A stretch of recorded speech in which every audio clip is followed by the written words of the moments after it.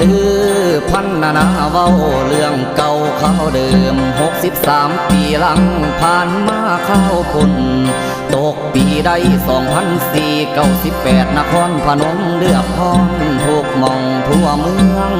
นั่นด้วยเรื่องเขตถิ่นบ่มีฝนนครพนมแสนทุกแผ่นดินฝนแรง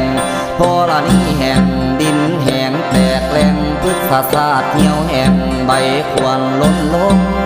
เลี้ยวเบิ่งทรงเขตถิ่นหินน้องมีแต่ตมฟ้องฝนแดดเผาอายหอนกล้วยดอนอ่าวเขาลีตกสิจอยย้อนว่าตกฝนแรงหญ้าแห่งเหี่ยวเหลือง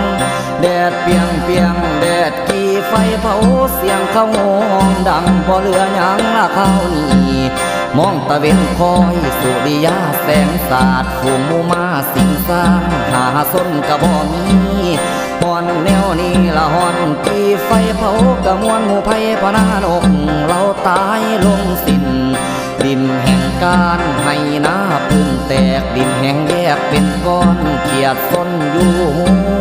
หัวให้บักตัวน้ำตาลังลิ้นตกฟูงตัวหน้าแนวนกเจิดเจยละเว้ยห้องห้วยหนองน้ำนาทีเต็มตั้งแต่เก่าเบิ่งน้ำโขงกอดเขากระแสน้ำแม่นบ่มี